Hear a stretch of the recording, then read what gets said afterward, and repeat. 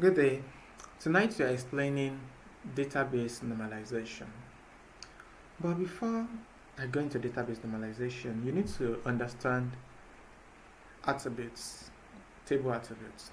Now, there are many table attributes, but we're going to be focusing on three for a start. We have the simple attributes. We have the multi-value attributes.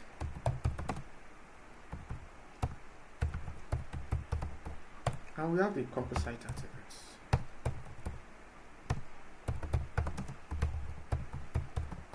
Let's look at these three.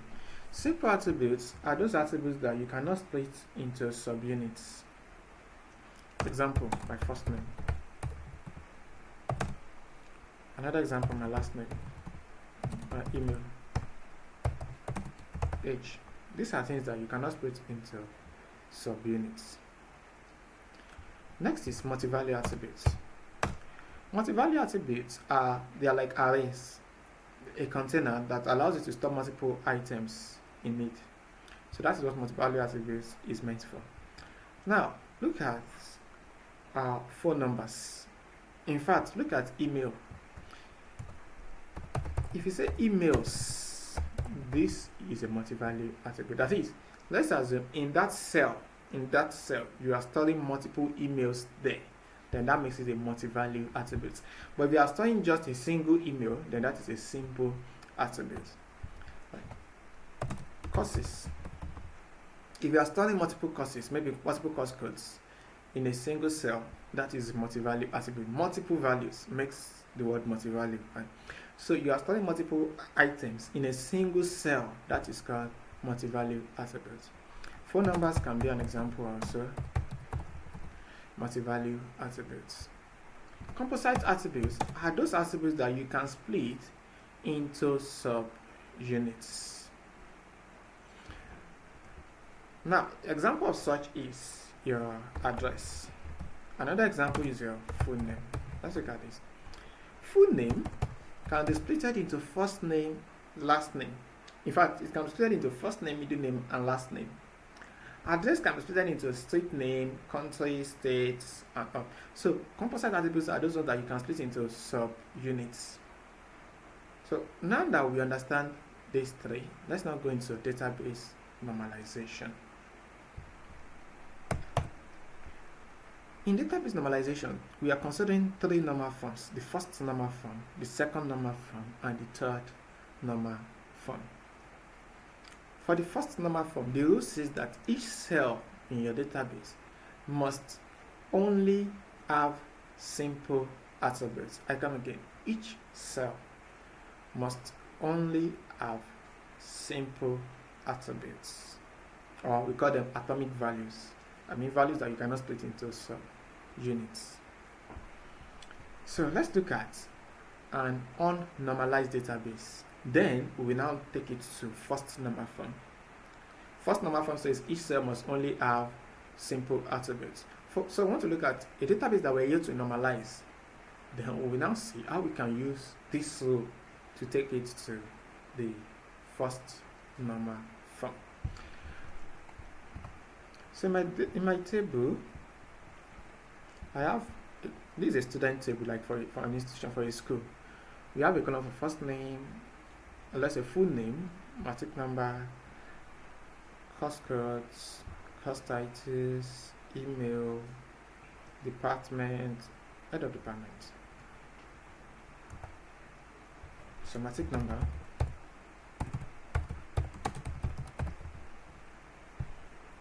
full name,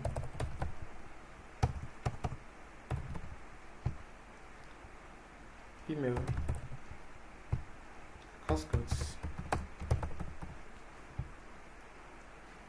course titles, department name, department, then the head of department. So let's input a student information. Let's say the student matric number is this. This matric number is the same as the student's ID. So I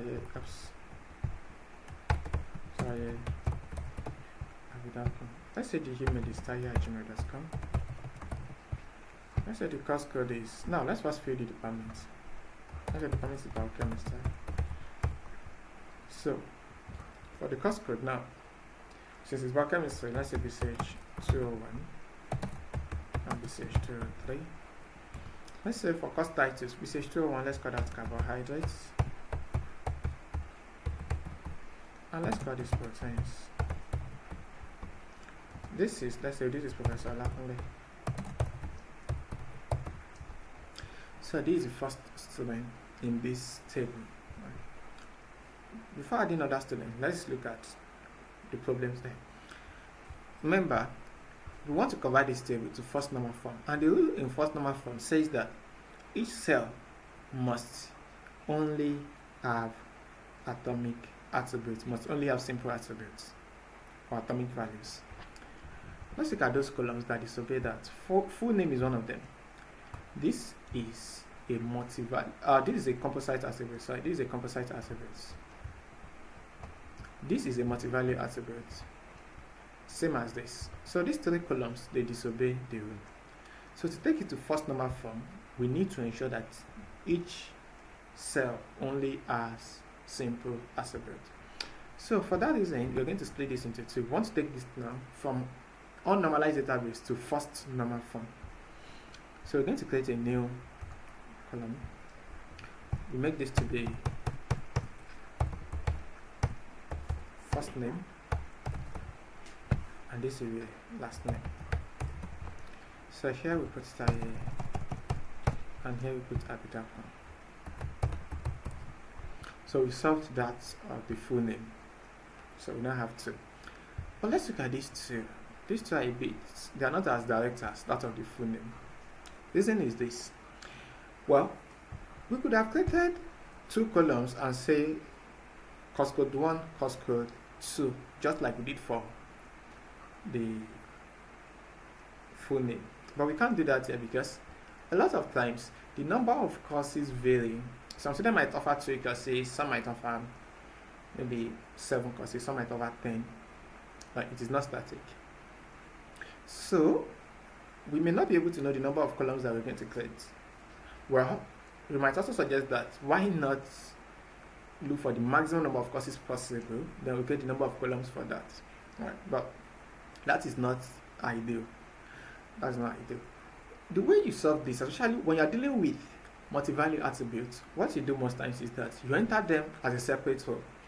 For composite attributes, it's easy for you to create new columns, right? Because oftentimes you know the maximum. For instance, for address, you know states, street, country, depending on those ones that you want, right? But for things like course codes, like I said, some students might offer 10 courses, some might offer 15 courses, and so instead you add them as a separate row. What do I mean? We change this from course codes to the singular form, course code. So that means you only have just one course here. So I will remove the second one. After removing it, I will enter this student data down here again, so that I can put BCH203 here. That means this same student is offering this course. Right, I need to put the information about that student there.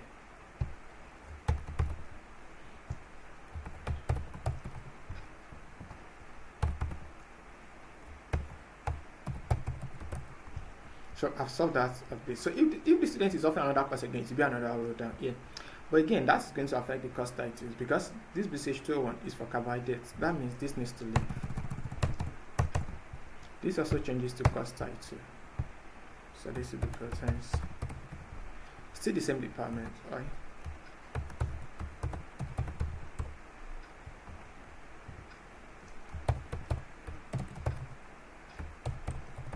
So we have solved this problem. This table now is in first normal form. But before we go to second normal form, we need to look at one issue. The issue is primary key. Primary key. In the last class, I explained to us that every table must have a primary key. And so far, based on the tables we've considered so far, our database or our tables, they usually have, or they have just a single column as the primary key. But there is a problem here. Remember, a primary key must have unique values. That is, no two rows must have the same value as that. That means that matic number cannot be the primary key, because if it is, then this cannot be 1. Since this is already 1, this can no longer be 1. Two rows must not have the same values. Also, first name cannot be right. This, we are repeating this. Of course, even if they are different, let's even assume they are different. It's possible for two students to have the same first name. So obviously, you can't use first name as the primary key. Last name also cannot be the primary key. Email, well, it can't. The fact that you are repeating it also means that you cannot use the email address as the primary key. Course code, yeah, these are different. You may be thinking that why not use course code as the primary key, but the problem is this. Imagine there's another student in that same department offering that same course. Let's say the magic number of these students is 2, and this is Kenny, and this is Ojo. Kenny Ojo, Kenny, let's just say Kenny at gmail.com. And that student is also offering this H201. So of course this will now be carbohydrates since it's BCH201. And this is still biochemistry. And this will be Professor Lapone. So that means that this course code cannot be the primary key, because we now have two values there. Course title cannot, departments cannot, the HOD cannot. Now the problem is, where is our primary key? That leads us to another thing. You see, it is not a must that you use just a single column as a primary key. A primary key is or her the fields that uniquely identify each row in your table.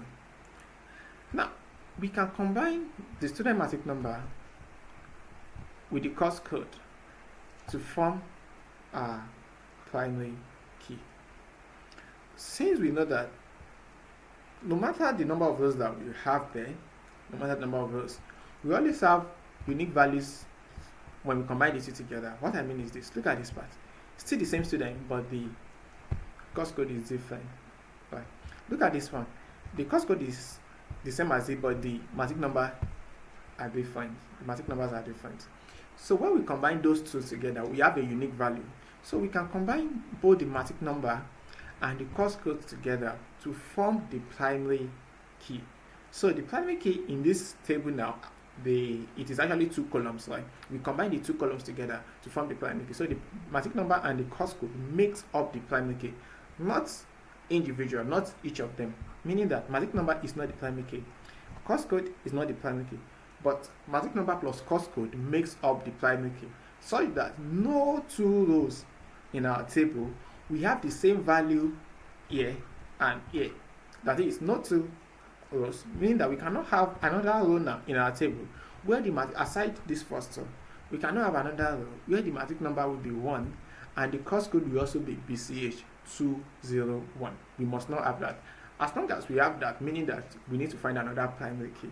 But in this case now, based on this table, we cannot have two rows that we have the same values for matric number and the same values for course code together. So we can say that this plus this makes the primary key. So for this table, matric number plus course code makes the primary key.